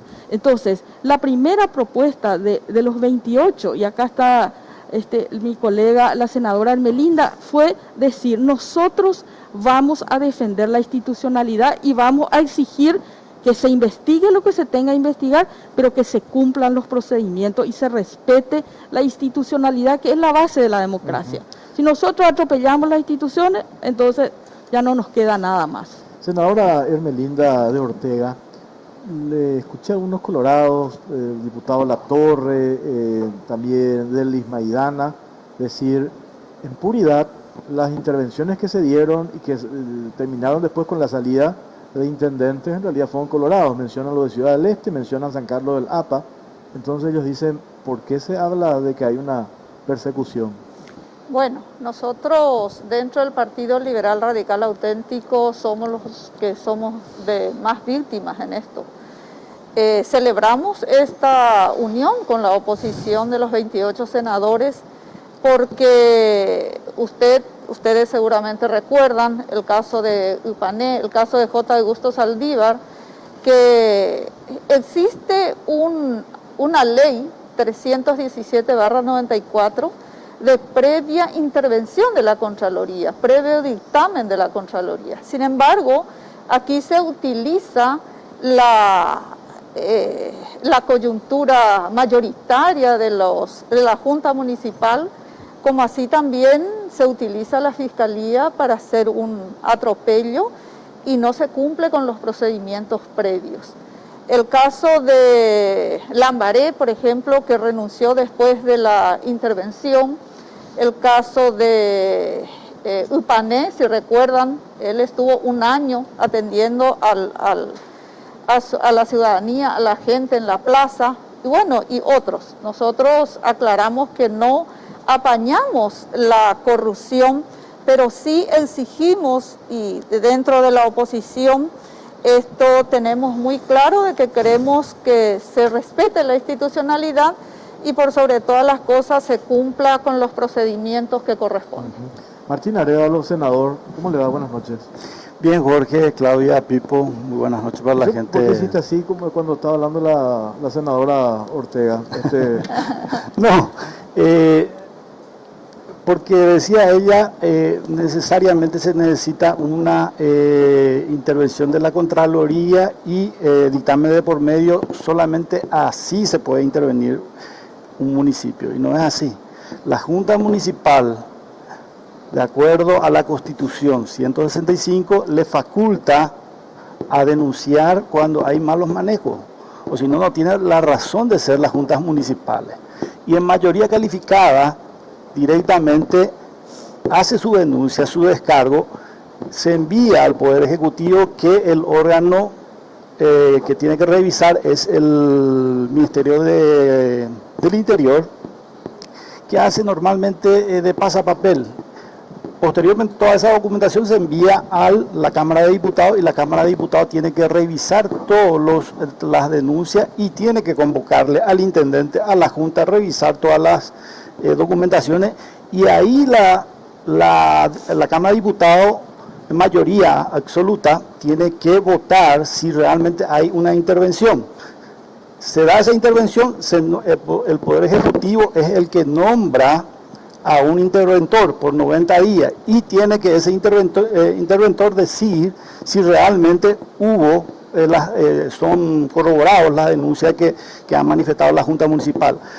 Una cosa es, la Junta puede solicitar la intervención. También, por ahí, si la Junta no lo solicita y hay un apañamiento entre el intendente y la Junta, la Contraloría, si hace una investigación y encuentra realmente que hay parámetros para intervenir en un municipio, tiene que enviar de la misma manera a la Cámara de Diputados o sea, al Ministerio del Interior, y el Ministerio del Interior procede. Pero en este caso también hay que ser sincero. Por ejemplo, Pedro Juan, Concepción, y me hablaron San Antonio, la mayoría tiene la Junta Municipal, en mayoría de la oposición. No es que el Partido Colorado en mayoría es que han votado y le quieren quitar de esa intervención. O sea, vino de la Junta estos pedidos. La mayoría viene de la Junta Municipal. De otra manera no puede haber una solicitud de intervención. De ninguna manera hay, por ejemplo, yo no escuché que la Contraloría, previo dictamen de investigación, está solicitando la intervención. Fueron aprobados por las respectivas juntas municipales, y las juntas municipales tienen la facultad de hacerlo. Creo yo que no corresponde una especie de abloquelar y proteger a partido porque es mi partido. Yo particularmente ese tipo de posición no quiero, no estoy con la impunidad. La ley hay que cumplirla, no importa de qué partido. Hemos procedido en el Senado de esa manera, pero realmente es la Cámara de Diputados la que entiende en este tema de intervenciones. Vamos nosotros a quedarnos a hablar acá todavía, senadora. Un chiquitito está Bachi Núñez, para tener una lectura de los diputados. Bachi Núñez está vía Zoom con nosotros. Diputado, ¿cómo te va? Buenas noches. Buenas noches, Jorge, Pipo. Un saludo a los senadores presentes, a las senadoras. Bueno, ustedes tienen una posición, digo, los diputados, de que en realidad no están en esa línea de querer liquidar, por llamarlo de esa manera, a los intendentes. El parlamentario, en este caso, es concejal, que evidentemente conoce lo que dice la ley de intervenciones. El Ministerio del Interior tiene 6 días para remitir a la Cámara de Diputados todo el expediente de lo que fue aprobado por la Junta por una mayoría. 6 días. Y es un pasapapeles. En cambio, la Cámara de Diputados tiene 15 días desde la conformación de la Comisión Especial. Las comisiones especiales de Pedro Juan Caballero ya fueron conformadas hace meses. Entonces yo pregunto, ¿qué persecución estamos hablando? No entiendo. Por eso digo que lamentablemente tengo que decir que es una coalición, por un lado, yo voy a defenderle a Prieto porque hay denuncias que robó en pandemia con tapabocas, con víveres y de alguna forma es aliado a un sector del Frente Guasú. Voy a defenderle a Luis It porque comulga con un sector de la derecha que puede ser Patria Querida y donde hay denuncias y donde la Cámara de Diputados todavía ni se pidió ni constituyó la comisión. Y por otro lado diría también los liberales, que se sumaron también al opositor. Entonces, diputado, van a tomar caso por caso, no va a haber van a ser tipo aplanadora. Ustedes tienen, ¿cuánto? Mayoría suficiente en diputados para hacer teóricamente, si quisieran hacer una cuestión así, bueno, vengan todos y vayan todos a la vez. O sea, ustedes van a tomar caso por caso, intendencia por intendencia, van a llamarle acá, o va a haber un proceso, digamos, o cómo viene. Sí, así mismo. Puede ser que se trate de 2 intervenciones en una sesión, pero cada comisión va a convocar al intendente. Yo fui presidente de una comisión de intervención que fue Lambaré. El intendente lamentablemente después renunció antes de que tratemos, porque estaba cantado que iba a ser destituido. E iba a ser el tercero de 250 municipios que tenemos. O sea que al final lo que hay una Cámara, en este caso la oposición, donde es mayoría, quiere interferir o coaccionar a la Cámara de Diputados. Así estamos viendo nosotros, lamentablemente. A ver, diputado, la veo acá ansiosa a la senadora Esperanza Martínez, que quiere responder. Senadora. Gracias. Le saludo al diputado. No, en realidad, planteando claramente lo que dice el senador. Si tuviéramos nosotros que hablar de impunidad, diríamos que vamos a actuar como una cuestión de defensa corporativa. Desde el inicio planteamos procedimientos. ¿Qué pasó? Ahí mencionó el caso del intendente It. Cuando decía aquí el senador Arévalo, la Constitución dice que los concejales pueden intervenir. Claro que la Constitución les da esa potestad, pero la ley 317 del 94 dice cuál es el procedimiento. Y el procedimiento es que haya un informe de Contraloría que sea vinculante para llevar a un caso penal o para que pueda ser investigado, porque hay otras cosas de los informes de Contraloría que son cuestiones administrativas que pueden ser mejoradas. Una cosa es que uno tenga irregularidades que tienen todas las gestiones y que entran en plan de mejora. Y otras son aquellas que pueden constituir un delito y que por lo tanto tienen que llevar a ser intervenido. Entonces, ¿qué pasó el caso de IT? Porque es cierto que hay varias intervenciones que se han dado durante el periodo, pero ahora estamos en un tiempo político que estamos entrando en el proceso electoral para el 2021 y es en este momento en que se hace importante utilizar una herramienta de transgredir los procesos administrativos para usarlo eso con el nombre de la lucha contra la corrupción.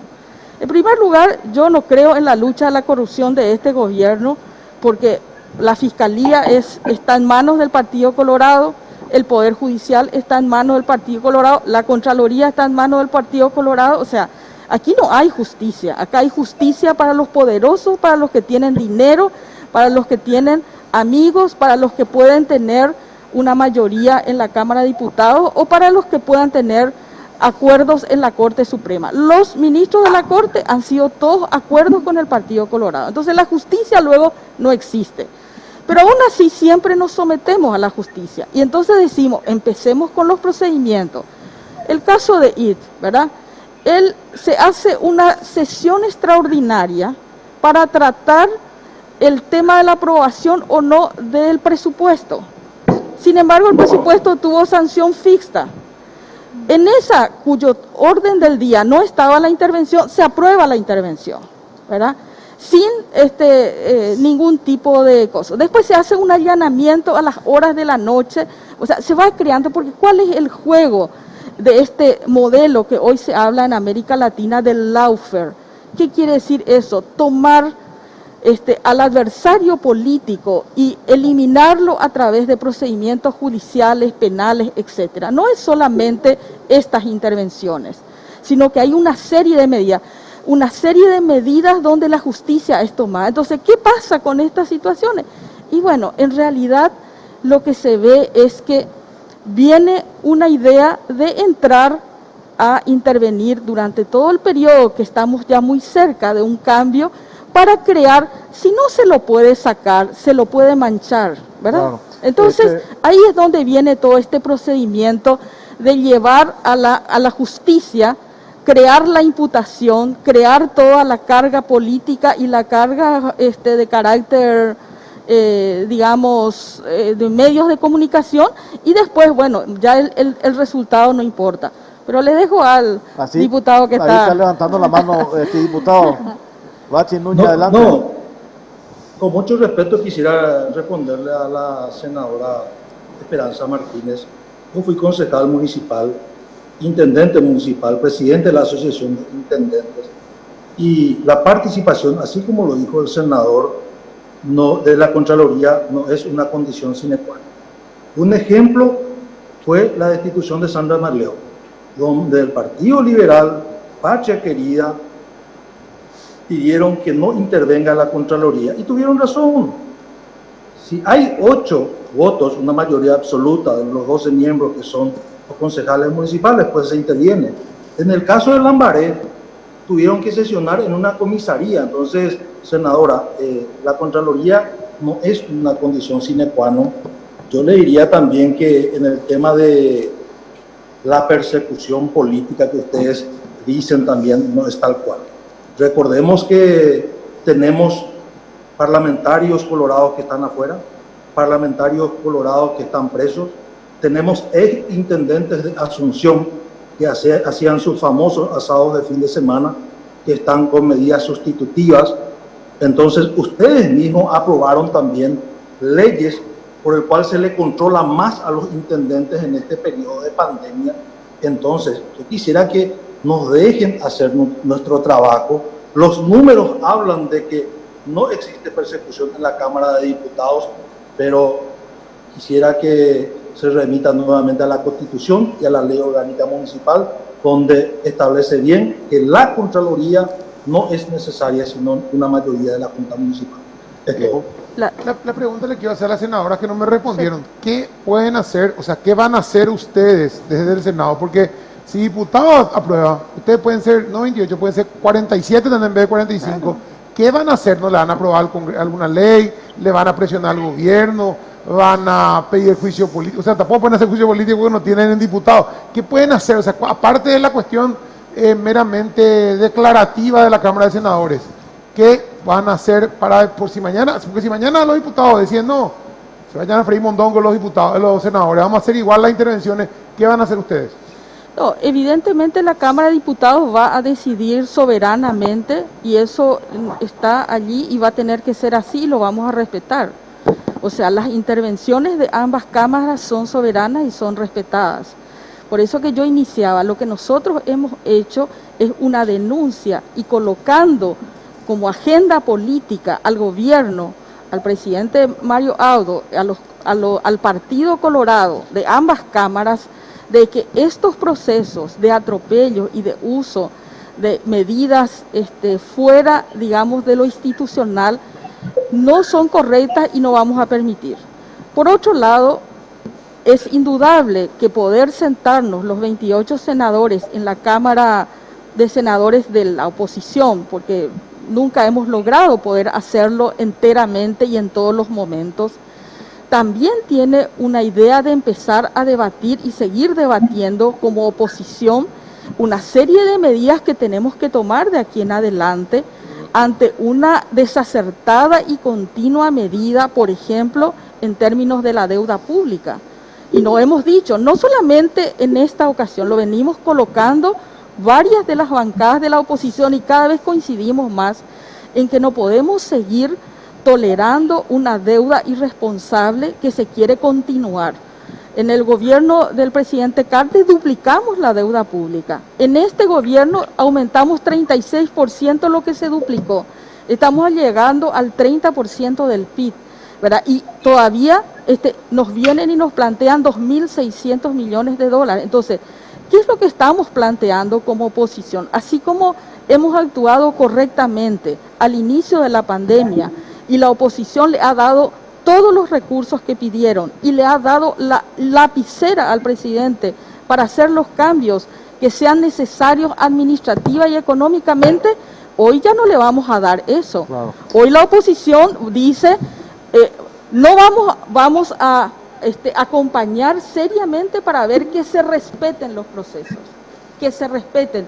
Y si el colega de la Cámara de Diputados, el senador Bachi Núñez, dice que eso se va a respetar, pues bienvenido. Ese era el objetivo, que se respete. Martín Arevalo, senador, sobre el punto. Sí, yendo a lo que decía Bachi, y quiero complementar. Yo hablaba de la Constitución del artículo 165, que es la Junta Municipal, uno de los órganos que puede pedir la intervención, y la ley de intervenciones, que es la 317, que habla, uno es, se vota en la Junta Municipal previo dictamen de la Contraloría, es el punto, el artículo A. Punto B es sin dictamen de la Contraloría, que también la Junta Municipal normalmente estudia las ejecuciones y balance de los intendentes y tiene toda la documentación. O sea, el punto B es por malos manejos administrativos, que la Junta puede tener toda esa documentación. Y es cierto, no necesita de la Contraloría para solicitar. Yo también defiendo de que se le dé la oportunidad a todos los intendentes que puedan ser escuchados, que no haya una persecución porque ser opositores nomás. Pero lo que quiero resaltar es lo siguiente, Jorge. Marito no tiene nada que ver acá. El presidente de la República no tiene nada que ver acá y no podemos tirarle el fardo al presidente de la República. Y aparte de eso, yo creo que los números son reales también. Ahora también se ha aprobado la intervención del municipio de Limpio. Ahí tengo entendido que 4 o 5 colorados han acompañado y el intendente es colorado. Entonces no hay tal cosa. Ahora, lo peligroso sería que utilicemos, o sea, se utilice este tema de los municipios para no aprobar créditos importantes al gobierno. También hay que ser sincero, en la época de Horacio se hizo un montón de obras y también no pueden dejar de ver que en este gobierno se está haciendo obras a montón que tiene su costo. Ahora hay un préstamo que tengo entendido el martes o el jueves se tiene que aprobar, que es justamente la prosecución de un préstamo de 300 millones de dólares que necesita la aprobación de la Junta en una del Senado en una segunda etapa, y que es seguramente va a ser un tema fundamental para saber si no va a ser una especie de chantaje este tema de las intervenciones de los municipios. Tenemos que hacer una última pausa y a la vuelta, Pipo, me gustaría plantear acá en la mesa, ¿cómo hacemos la diferencia realmente? ¿Hay razones para investigar a un municipio? Porque yo esta historia de la persecución política, ahí Friedman alega persecución política, ante la evidencia de los hechos, él alega persecución política. Yo lo que quiero saber si hay algún municipio que se salve. ¿Y cómo? Claro. Vamos a hacer una pausa cortita, venimos enseguida. Que se investigue, nosotros no estamos ajenos a la investigación. Sí, señor, quiero tomar una pool y llevo una empanada, pero ya que ahí son hay empanada y hay pool, voy a tomar la pool. Totalmente, es el momento de comer unas empanaditas, igual seguimos esperando, Pipo. Solamente la caja negra tiene empanada. Pero te cuento que el secreto es combinar cualquier antojo con el delicioso sabor a fruta de una pool. Ideal para acompañar tus comidas, disfruta el sabor de lo nuestro, pool naturalmente nuestra.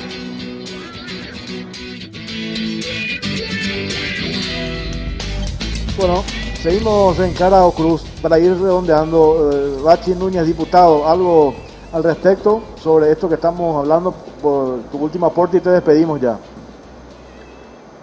Sí, no me quedó claro la conferencia de prensa donde ellos dijeron que hay pasos que no se cumplen. Hay pasos que no se cumplen porque en vez de tratar ya Pedro Juan Caballero, Concepción y otros municipios en 30 días como se hizo con Ciudad del Este, tardamos 8 meses. Entonces le estamos beneficiando a la oposición. Y me costó ver que tengan una agenda común, en este caso municipal, a un sector de izquierda con un sector de derecha. Entonces me costó también ver que de alguna forma coaccionaban al Ejecutivo, siendo que nosotros, a lo menos como bancada, no vamos a seguir una agenda del Ejecutivo.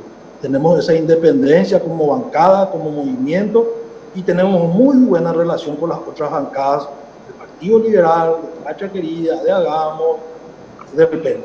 Entonces, creo que la conferencia de prensa fue fuera de destiempo.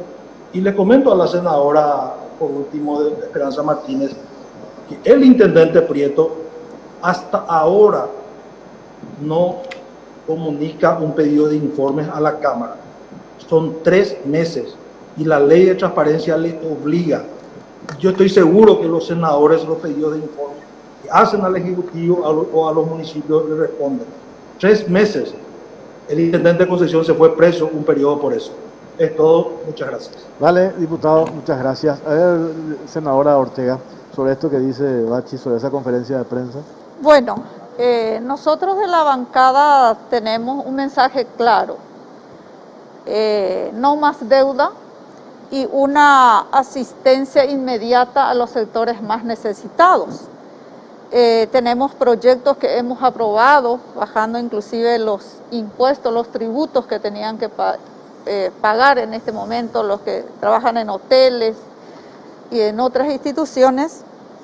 Y nosotros estamos seguros de que una oposición unida, fuerte, no es para destruir el gobierno actual, sino que es para un control más férreo, más sistemático, porque sabemos que existe una corrupción.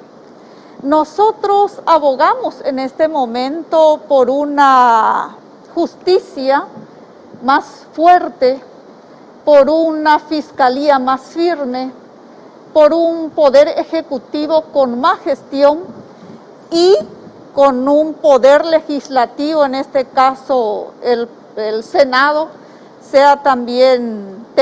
tengamos firmeza y por sobre todas las cosas defender los intereses de nuestra gente.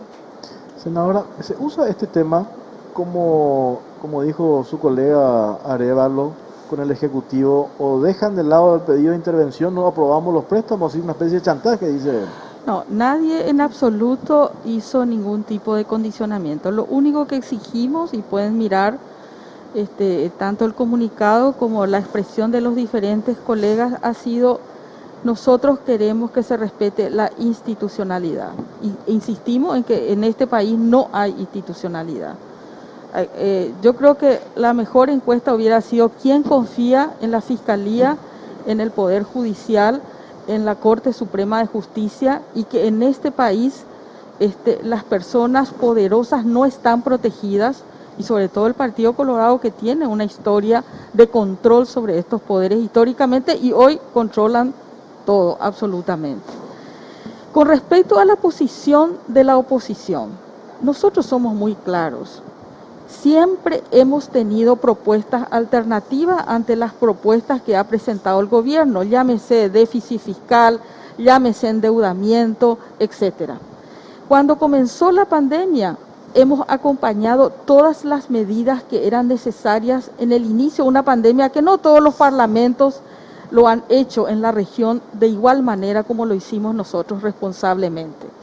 Y en este momento también lo vamos a hacer para controlar que no siga habiendo una deuda incontrolable e impagable, porque eso van a pagar todos los paraguayos y paraguayas. Y a lo que se refiere el senador Arévalo de esta ley que nos presentan como una ley que es un requisito para el desembolso de un préstamo del Banco Mundial, del BID. En realidad, ¿qué está detrás? La autorización al Poder Ejecutivo para recicletear el 40% de la deuda total, 6.400 millones de dólares. Deudas que tienen vencimiento en el 44, en el 50, en el 31. Todo eso quiere que se le entregue por una ley sin que pase por el Parlamento y sin que entre al presupuesto. Y eso es inconstitucional. Las deudas se manejan por el Parlamento y es el Congreso el que autoriza las deudas. Y esto va a ser un aumento de la deuda, porque lógico, para que la gente entienda, si yo tengo un pagaré que vence el lunes y paso ese pagaré para dentro de un año, por supuesto que voy a necesitar más dinero para renegociar eso, porque voy a extender los plazos, etcétera.